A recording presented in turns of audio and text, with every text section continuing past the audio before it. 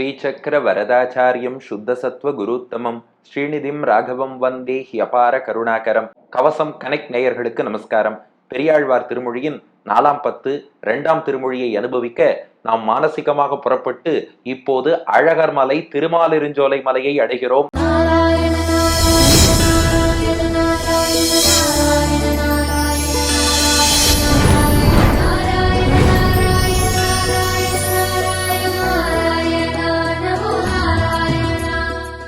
இப்போது அழகர் மலை திருமாலிருஞ்சோலை மலையை அடைகிறோம். அங்கே பாயக்கூடிய சிலம்பாறு நூப்புற கங்கையிலே மானசிகமாக நீராடி பாரம்பரிய உடை அணிந்து கொண்டு நெற்றிக்கிட்டு கொண்டு இப்போது அழகர் மலையில் உள்ள அந்த திருமாலிருஞ்சோலை கள்ளழகருடைய சன்னதிக்குள்ளே மானசிகமாக நுழைத்தால் கல்யாண சுந்தரவல்லி தாயார் அவளுடைய கேள்வனாக ஆச்சரியமாக கள்ளழகர் அழகன் அலங்காரன் என்னும்படியாக எழுந்தருளியிருக்க அந்த பெருமாள் முன்னாடி நாம் மானசிகமாக நின்று கொள்கிறோம். அந்த பெருமாளை அனுபவிச்சுத்தான் 10 பாசுரங்கள் பெரியாழ்வார் இப்போது அருளி செய்கிறார்.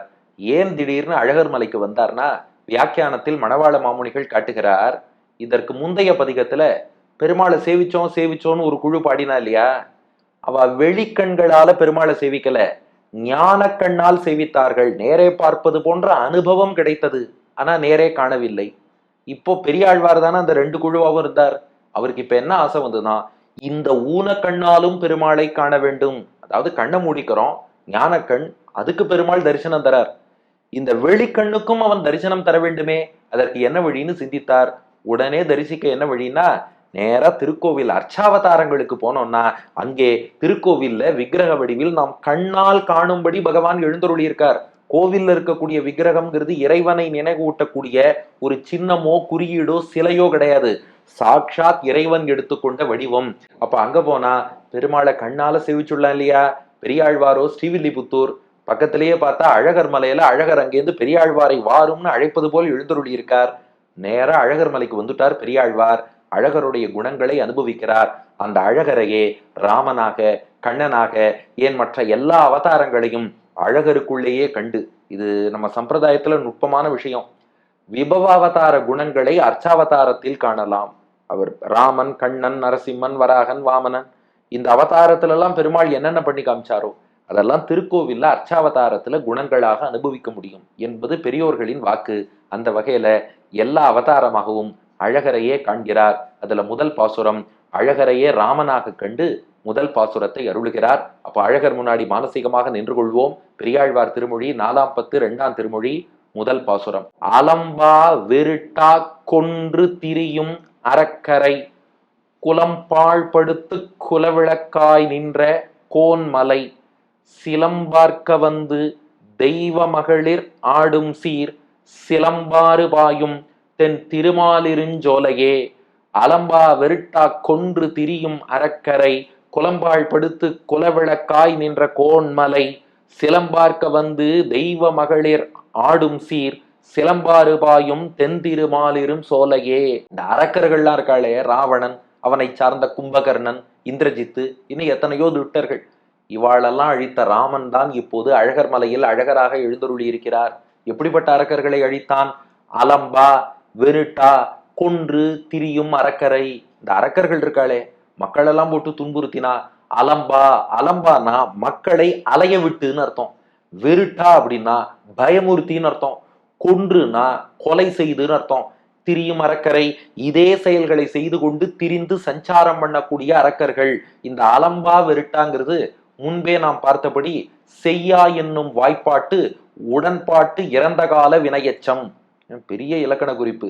ஆமா, அதாவது செய்யா என்ற வாய்ப்பாட்டில் வரும்படி அலம்பா வெருட்டான்னு வரும். ஆனா எதிர்மறை பொருள் சொல்லாமல் உடன்பாட்டு பொருளே சொல்லும். அதாவது செய்யானா செய்துன்னு புரிஞ்சுக்கணும், அலம்பானா அலம்பின்னு புரிஞ்சுக்கணும், வெருட்டானா வெருட்டின்னு புரிஞ்சுக்கணும். எப்படி நேரா அவன் தம்பி கேட்கும் போது நேர்ந்து அப்படின்னு அர்த்தம் சொன்னோம் இல்லையா, அது போல இந்த இடத்துல அலம்பா அப்படின்னா அலம்பி. அலம்பினா மக்கள் எல்லாம் அலைய விட்டு, ஐயோ அரக்கர்கள் படுத்த வரானே, இவன் என்ன பாடுபடுத்துவானோ, பயந்து பயந்து மக்கள் அலைந்து ஓடுவார்களாம். அதான் அலம்பா, மக்களை அலைய விட்டு. வெருட்டானா வெருட்டி, அதாவது ஒரு அச்சத்தை ஏற்படுத்தி பயமுறுத்தி டெரரைஸ் பண்ணி அவளெல்லாம் ஓட வைக்கிறது, இது வெருட்டா.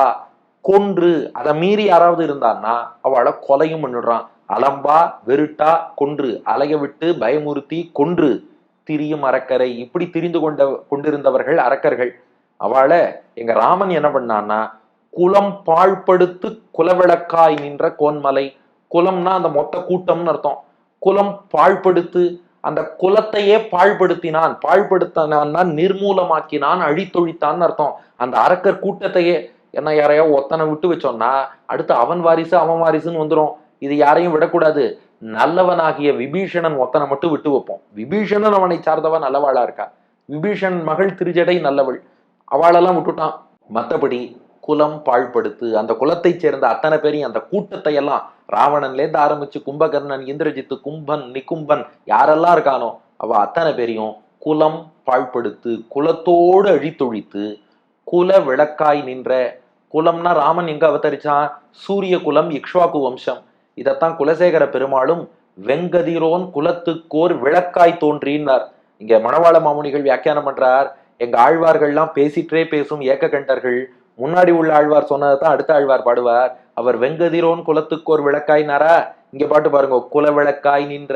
அந்த சூரிய குலத்துக்கு விளக்கா இருந்தான். ஏன் அப்படின்னா இதுக்கு மாமுனிகள் வியாக்கியானம் பண்ணார், ராவணன் ஒரு திக்விஜயம் வந்தானோ, எல்லா நாட்டையும் கைப்பற்றுகிறேன்னு. அப்போ இக்ஷ்வாகு வம்ச மன்னர்களே, அடிக்கோடிட்டுக் கொள்ளுங்கள், இக்ஷ்வாகு வம்ச மன்னர்கள், ரகு வம்ச மன்னர்கள், சூரிய வம்ச மன்னர்களே ராவணனை பார்த்து பயந்துண்டு அவ விலகி இருந்துட்டாலும். அப்ப அவள்லாம் பெரிய வீரர்களாச்சே, தேவர்களுக்கெல்லாம் கூட உதவி செஞ்சிருக்காளேன்னு நாம கேட்போம். இதுக்கு ஒரு இன்டைரக்ட் ரெஃபரன்ஸ் வால்மீகி ராமாயணத்திலே இருக்கு. விஸ்வாமித்திரர் தசரதன்ட்ட என் யாகத்தை காப்பதற்காக ராமனை அனுப்புனார். அப்ப தசரதன் ராமனை அனுப்ப மாட்டேன், நான் வேணா வரேன்னு சொல்லிட்டு, உங்களுக்கு யாரால பிரச்சனைன்னு கேட்டான். அப்போ விஸ்வாமித்திரர், இந்த மாரீச்சன் சுபாகுன்னு 2 அரக்கர்கள் தான் என் யாகத்துக்கு இடையூறு பண்றா, அவளை ராவணன் தான் அனுப்பி வைக்கிறான்னார். அப்போ ஒரு ஸ்லோகம் வால்மீகி ராமாயணத்துல இருக்கு, ரெஃபர் பண்ணிக்கோங்க. தசரதன் விஸ்வாமித்திரர்கிட்ட சொல்றான், சுவாமியை நம்ம மன்னிச்சுக்கோங்க, ராவணனை எதிர்த்து சண்டை போடுற ஆற்றல் எனக்கு கிடையாது, நானே வந்தாலும் அவனை வீழ்த்த முடியாது, அப்புறம் என் பிள்ளைகள் எங்கேருந்து வந்து வீழ்த்த முடியும், அந்த ராவணனுடைய ஆள்களை என்னால ஒன்றும் பண்ண முடியாதுங்கிறான். அப்ப இதுல இருந்து என்ன புரியுறதுன்னா, அந்த இக்ஷ்வாகு வம்சத்தின் புகழே ராவணன் திக்விஜயத்தால் மங்கி போயிருந்தது. ஆனா ராமன் அவதாரம் பண்ணி ராவணனை வதம் பண்ணத்தினால இக்ஷ்வாகு வம்சத்தின் புகழ் பழையபடி பிரகாசிக்க ஆரம்பிச்சது. அதனாலதான் அந்த அரக்கரை குலம் பாழ்படுத்து, அரக்கர் குலத்தை அழிச்சதும் குலவிளக்காய் நின்ற இக்ஷ்வாகு வம்சத்துக்கு குலவிளக்கா விளக்கினான். அதாவது அந்த குலத்துக்கே பிரகாசத்தை உண்டாக்கினான் ராமன். அந்த கோன்மலை, கோன்னா தலைவன், அந்த தலைவனாகிய ராமன் அவன் எழுந்தருளி இருக்கும் மலை. கோன்னா ராஜான்னு ஒரு அர்த்தம். அயோத்தியை ஆண்ட ராஜா ராமன் அவன் எழுந்தருளி இருக்கும் மலை, அதுதான் அழகர் மலை. இப்ப பாட்டின் 2வது பாதி அப்படியே வாங்கோ. அழகர் மலையில் நடக்கும் காட்சியை வர்ணிக்கிறார். என்னன்னா, தேவலோக பெண்கள்லாம் அப்படியே இறங்கி வந்து அழகர் மலையில தங்கள் சிலம்புகள் ஒலி எழுப்பும்படி நன்றாக நாட்டியமாடி சிலம்பாருங்கிற அந்த நூப்புர கங்கையில் நீராடி அழகரையும் சேவிச்சுட்டு போறாளாம். அப்படிப்பட்ட மலை. சிலம்பார்க்க வந்து தெய்வ மகளிர் ஆடும் சீர் சிலம்பாறு பாயும் தென் திருமாலிருஞ்சோலையே. சிலம்பு காலில் அணிஞ்சுட்டு இருக்க நூப்புரம், அதுக்கு ஆங்க்லெட், அதுக்குதான் சிலம்புன்னு பேரு. ஆர்க்கன்னா ஒலி எழுப்பன்னு அர்த்தம். தங்களுடைய சிலம்பு ஒலி எழுப்பும்படி தேவலோக பெண்கள் அழகர் மலையில நாட்டியம் ஆடுறார். இப்ப அவ சிலம்புல இருந்து சத்தம் வந்தா நமக்கு என்ன, வராட்டா நமக்கு என்ன? இதுக்கு தான் ஆச்சாரியன் வேணும். மணவாள மாமுனிகள் எக்ஸ்பிளைன் பண்ணலன்னா இதுக்கு அர்த்தம் புரியாது. அதாவது அழகர் மலைங்கிறது ரொம்ப நாளா இருக்கு. ராமாவதாரத்துக்கு முன்னாடியும் அழகர் மலை உண்டு, ராவணன் காலத்திலையும் அழகர் மலை உண்டு. ஆனா தேவலோக பெண்கள் என்ன பண்ணுவாளா, ராவணன் உயிரோட இருந்த வரைக்கும் அழகர் மலைக்கு வந்தா தங்களுடைய சிலம்புக்குள்ள பஞ்ச வச்சு அடைச்சுன்னு வந்துருவாளாம். ஏன்னா இந்த சிலம்பு சத்தம் மதுரையில ஒலிச்சுதுன்னா இலங்கையில இருக்க ராவணனுக்கு கேட்டுடுமா. இலங்கை ரேடியோ தமிழ்நாட்டுல கேட்கிற மாதிரி இந்த மதுரையில உள்ள இவாளுடைய சிலம்போசை ராவணனுக்கு கேட்டா, ஓ தேவலோக பெண்களா வந்து தலையை சீவிட்டு போயிடுறேன்னு வருவான், இல்ல சிறப்பிடிச்சுன்னு போயிடுவான். அதனால என்ன பண்ணுவாளாம், சிலம்பு ஆர்க்காமல் வந்து அவன் நாட்டியம் ஆடிட்டு இருந்தா. எப்ப ராமன் ராவணனை வதம் பண்ணானோ 3-2 அடியோட சேர்த்துக்கோங்க, அலம்பா வெருட்டா கொன்று திரியும் அரக்கரை குலம்பாள் படுத்து குலவிளக்காய் நின்ற கோன்மலை. இவன் எப்ப அரக்கர் குலத்தை அழிச்சானோ இப்ப தேவலோக பெண்கள் நிம்மதியா அந்த சிலம்புக்குள் சத்தம் வராம இருக்க ஒளிச்சு வச்சிருந்த அந்த பஞ்செல்லாம் தூக்கி போட்டுட்டு சிலம்பு ஆர்க்க வந்து அந்த சிலம்பு ஒலி எழுப்பும்படியாக வந்து தெய்வ மகளிர், தெய்வ மகளிர்னா தேவலோக பெண்கள்னு அர்த்தம், ஆடும். அவ வந்து நாட்டியம் ஆடக்கூடிய, சீர்னா பெருமைன்னு அர்த்தம். சீரும் சிறப்பும்னு சொல்றோம் இல்லையா, சீர் அந்த பெருமை மிக்கது. சிலம்பார்க்க வந்து தெய்வ மகளிராடும் சீர். தங்கள் சிலம்பு நன்றாக தைரியமாக ஒலிக்கும்படி தேவலோக பெண்கள் வந்து ஆடக்கூடிய பெருமை பெற்ற மலை அதுதான் சிலம்பாறு பாயும். பெருமாள் உலகத்தை அளந்தாரே, உலகளந்த பெருமாளுடைய திருவடிக்கு பிரம்மா அபிஷேகம் பண்ணார். அந்த திருவடி தீர்த்தம் கட்டவரல்லேந்து வந்த தீர்த்தம் கங்கையாக பூமிக்கு வந்தது. அதுல ஒரு பகுதி தீர்த்தம் அந்த பெருமாள் திருவடியில் அணிஞ்சிருந்த சிலம்புல பட்டு தெரித்தது. அதுதான் சிலம்பாறுன்னு அழகர் மலையில பாயறது.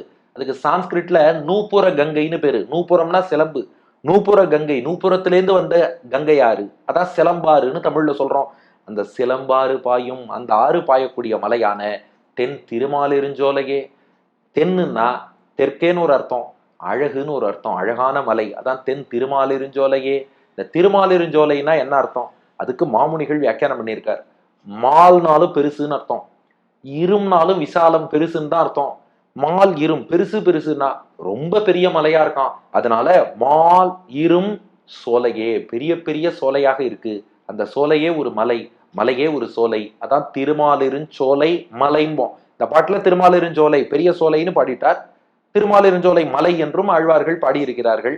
இதன் அடிப்படையில தான் மதுரை பக்கம் பார்த்தா சோலை மலைன்னு பேர் வச்சுப்பா. மனிதருக்கே சோழமலைன்னு பேர் இருக்கும். என்ன சோழமலைன்னா எல்லாம் அழகர் திருமாலிருஞ்சோலை மலை தான். அப்படிப்பட்ட திருமாலிருஞ்சோலையிலே ராமனாக அழகரை சேவிக்கலாம்ங்கிறது இந்த பாட்டின் அனுபவம். அலம்பா வெருட்டா கொன்று திரியும் அறக்கரை குலம்பாழ்படுத்து குலவிளக்காய் நின்ற கோன்மலை சிலம்பார்க்க வந்து தெய்வ மகளிர் ஆடும் சீர் சிலம்பாறு பாயும் தென் திருமாலிருஞ்சோலையே.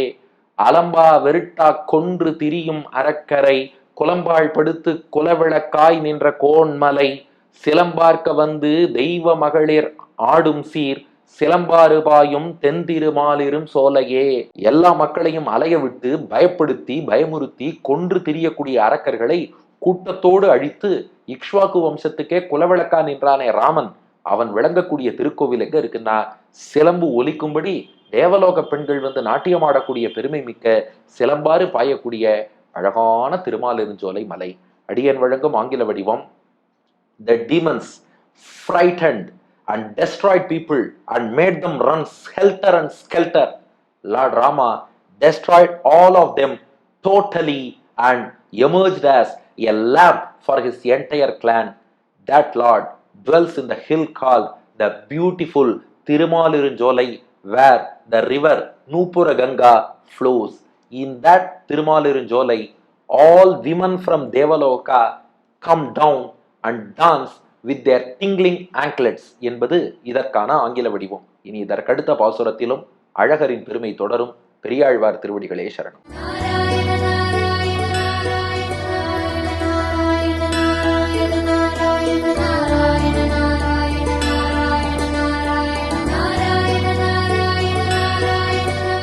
அலம்பா வெருட்டா கொன்று திரியும் மரக்கரையே குலம்பாள் படுத்து குலவிளக்காய் நின்ற கோன்மலையே. அலம்பா வெருட்டா கொன்று திரியும் அறக்கரை குலம்பாள் படுத்து குலவிளக்காய் நின்ற கோன்மலை சிலம்பார்க்க வந்து தெய்வ மகளிர்களாடும் சீர் சிலம்பாறு பாயும் தென் திருமாலிருஞ்சோலையே. சிலம்பார்க்க வந்து தெய்வ மகளிர்களாடும் சீர் சிலம்பாறு பாயும் தென் திருமாலிரும் சோலையே. தென் திருமாலிரும் சோலையே.